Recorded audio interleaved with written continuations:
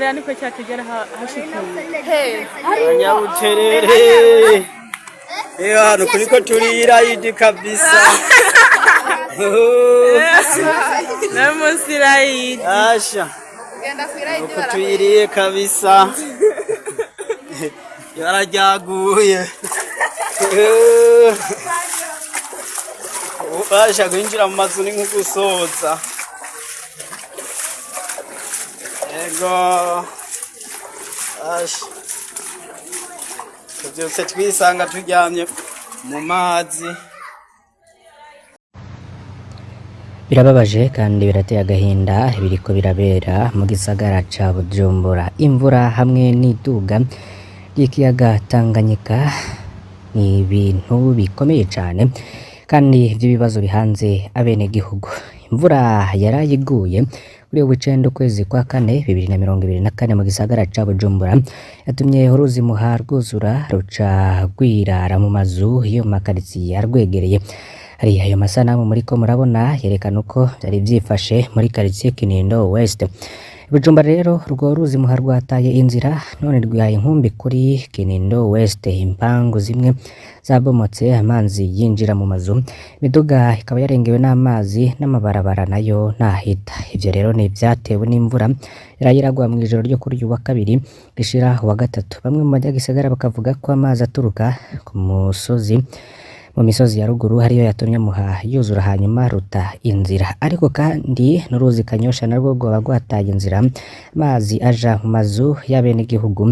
Ibintu byinshi rero bikaba byaraye byononekaye, hariho n'abahasize ubuzima n'ubu hari n'ababuzwe irengero.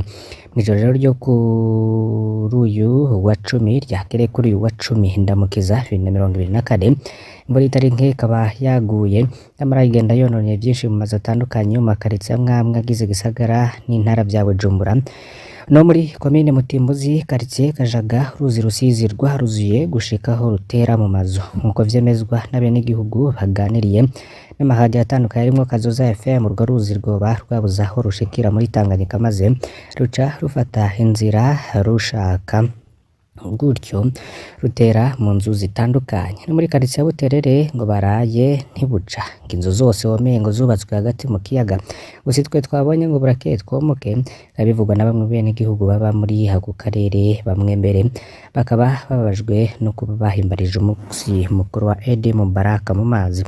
Manuko bw'isagara ca Bujumbura twabibabwiye ko muri karitsiye Kibenga na Kanyosha amazi mu nzuzi n'imisozi hanamiye gisagara hamwe mbere havanze n'ikiyaga Tanganyika yaciye yirara mu mpangu z'abantu. Uri umwenegihugu umwe yagize ati ubu turi mu kangaratete Tanganyika yari isanzwe iriko iraduga yamara ku mvura yaguye mu ijoro yaciye ikavya. Turi mu yabira. Abenegihugu rero bakaba basaba leta ko yogira ico ibafashije kuko batabona aho bava bakika umusaya. Gusa rero ingingo yafashwe nuko abatuye mu gace k'Agatumba boba bategetswe kwimuka mu ndwi imwe bose ngo babe bahavuye. Nkuko rero ibinyamakuru bibitangaza ingo zabo zirageramiwe n'imyuzurira.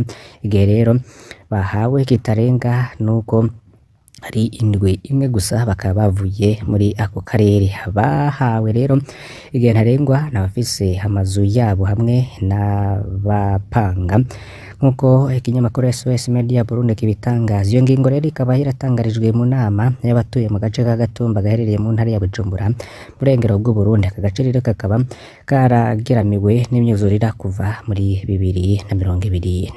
Desire Nsengiyumva ni buramatari imbere rero y'abayobozi hamwe n'abajejwe umutekano ko yaragize ati hazobaho rusanzwe rw'abantu bafise ibibanza Gatumba bakaba bazimurirwa mu Bimbi na Kabezi n'intara imwe, ndetse abapanga bakaba bakwiye kandi baragomba gushaka iyo baja.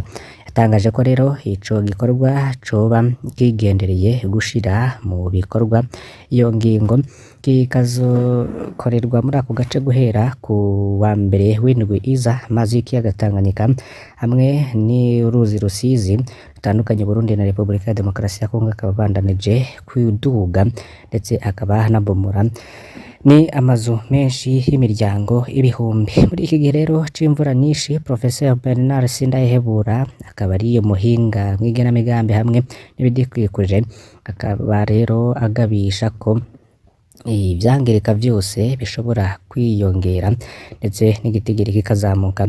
Kabwiye rero SOS Media Burundi mu kiganiro yoba yagize agira ati kuva kuri Rusizi nto ni ruhande rwa Gatumba kugera Kabonga mu ntara ya Makamba mu bumanuko bw'u Burundi, igice cose kizoba kiri musi y'amajana 777 n'igice 11 kizarengerwa n'amazi. Urumva ko rero hari n'imitungo myinshi izongirika ndetse ibikorwa remezo harimwo imihanda, amahoteli, micanga n'ahantu henshi nk'amaplage vyose bikazongirika.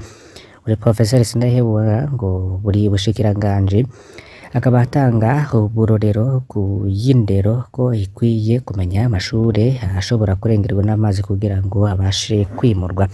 Maze ikiyaga Tanganyika rero kaba yarigeze kuduga muri kahize arashika no mu makaritsiye ya Buyenzi, aho bita mu Ruvumera hamwe n'aho bita kuri Shanike, hari mu mwaka w'igihumbi kimwe n'amajana 987 bikaba bivugwa n'umuhinga w'ibidukikije Robert Mbonerane, kavuga ko ico gihe atavyororekaye kuko atabari bwaze kuba ku nkengera z'ico kiyaga. Akabashikiriza rero ko casubiye kuduga inyuma myaka 60, ni ukuvuga mu mwaka w'igihumbi kimwe n'amajana 938. Umuhinga rero akaba yamenyeshe ko casubiye kuduga mu gihumbi kimwe n'amajana 963 sigaruka ari inyuma y'imyaka 25. Kubwiwe ico gihe uduce two mu Gatumba kwibarabara Avenue de l'Arge no mu Kibenga rurare hose haruzuye amazi, handi rero hakaba haratewe ni mu Rumonge. Robert Mbonerane akaba asigura ko ico gihe cose maze rero yasubira inyuma n'ingoga, kavuga uko kuduga kw'amazi bisubiye kuba muri iyi myaka. Ariko rero itandukaniro nubwo kuva mu mwaka 2020 maze aguma aduga ariko asubire inyuma cane, ibaza ko vyoba biva kwihindagurika ry'ibihe akongera ko ikiyaga gisa n'icarengewe. Umuhinga rero mu bidukikije akabandanya avuga ko urugero Tanganyika ushobora gushika ko burutazwi uravye Murindi iriko iraduga ko. Ubona ko leta rero ikwiye no kwimura abantu begereye ico kiyaga kuko vyononekara bitera vyongerekana. Nayo mwigisha muri kaminuza akaba n'umuhinga bijanye no gutunganya ibisagara n'ibidukikije, abona ko ibihugu bine bisangiye ikiyaga Tanganyika bikwiye kuvugana bikaraba ku ruzi Rukuga rutogomororwa kugira amazi ikiyaga Tanganyika atembeja mu ruzi Kongo. Bernard Sindayihebura akaba yizera ko vyofasha kugira amazi ntabandanye atera imyuzurira mu gisagara ca Bujumbura hamwe no mu tundi duce muri ivyo bihugu bisangiye ikiyaga Tanganyika. Niyo nkuru yacu rero twari twabateguriye ya mbere muri uyu mwanya. Reka rero tubandanirize ku zindi zagiye ziratangwa n'ibimenyesha makuru bigiye bitandukanye. Amakuru Bonesha FM kikaba kivuga ko imiryango ishika ku 123 isaba ubufasha. Abanyagihugu rero bagize iyo miryango ishika 123 yo ku mutumba Makombe mine Mugina mu ntara ya Cibitoke bavuga ko ibihomoka vy'imisozi vyatwaye ibintu vyabo ku buringanire burenga hegitari 40. Imiryango ikaba isaba kugarukirwako. Makuru kandi remezwa n'urongoye zone Ruziba nawe nyene agasaba ko abo banyagihugu bofashwa. Musanteri wa komine Mugina akamenyesha ko arindiriye cegeranyo c'ivyoronekaye kugira arabe ko yododora bagahabwa ubufasha nk'uko babitangaza. Ikindi nuko gukora nivyo bizokura abantu mu bukene. Urongoye inama nkuru y'abashehe mu Burundi Hassan Nyamwero atera akamo abanyagihugu guhinduka bakavavanura n'amakosa. Shehe Nyamwera agasigura ko Imana idashobora guhindura amagorwa mu gihe abantu bwabo batarahinduka. Rero akaba yabishikirije mu gihe bamwe n'abandi mu gihugu bavuga ko uyu munsi mukuru wa Derefitiri ushitse hari ubukene budasanzwe mu gihugu. Umurongozi mu idini rya Islam mu Burundi akaba asaba abanyagihugu gukora kugira ngo bahangane n'ubuzima buzumvye buvugwa mu Burundi. Nibukeje ko gusenga gusa atari byo byatuma ubukene buhera, ahubwo abantu boja ku kivi nk'uko indongozi mu gihugu zama zabihimirije abanyagihugu. Rero akaba yabishikirije kuri wa gatatu mu gisagara ca Bujumbura mu masengesho yo kurangiza ukwezi kwerana kwa Ramadani yabereye ku kibuga ca Komebu kiri muri quartier Nyakabiga. Mu yandi havugwa mu gisata c'imibano hari abakenyezi bo kwijukira imyuga kuko ngo vyotuma baterera mu kubaho kw'imiryango. Kwijukira umwuga bituma umuntu yibeshaho mbere bikamurinda insako no guta umwanya mu ngeso mbi kuko ata mwanya aronka wo guta. Bivugwa na Nsengiyumva Consolate Anastasie uko mutumba Muriza komine Butaganzwa intara ya Ruyigi asanzwe akora umwuga wo kujisha inkoko n'ibiseke. Uwo mukenyezi akavuga ko umwuga bakuye kure mu gihe bari mu buhungiro mu gihugu ca Tanzania, agasaba abakenyezi kwijukira imyuga kugira bazamure abagabo babo kuko abagabo benshi bo muri iyo komine bakunze kuja guca ibiraka mu gihugu ca Tanzania kugira babeshe imiryango, mbere bamwe bagaca barondererayo abandi bagore bakavyuka induru mu miryango. Nsengiyumva akaba atunzwe no kujisha inkoko, ibiseke no gukora udushurwe no gushariza mu nzu. Ivyo navyo rero akaba bigurisha hagati y'amafaranga 3,000 n'ibihumbi 25, bituma rero abafasha umuryango mu kubaho kwa misi yose no mu vyankenerwa. Hari ibindi rero bivugwa nk'uko twanebagejeje ku munsi w'ejo ari naho tugiye guhereza nuko abasinga amateka basubije ku ndwi zitatu ikiringo co kwiyamamaza. Impinyanyuro rero bakoze bariko biga ibijanye n'integuro bwirizwa ry'amategeko ajanye n'amatora.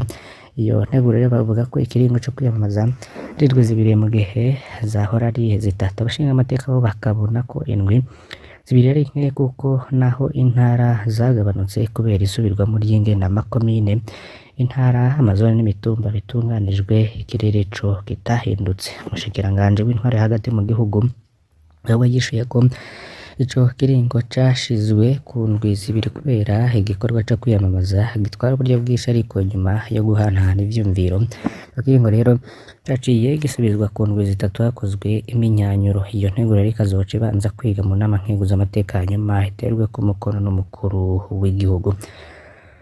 Turabakengurukiye cane banywanyi bacu mudahwema gukurikira amakuru n'ibiganiro tubagezaho. Mbasabe kugira ngo ntimuze gucikwa n'ayandi makuru tuza kubagezaho kuri Imboneshakure ya Hejuru TV. Imana ibahezagire aho muri hose.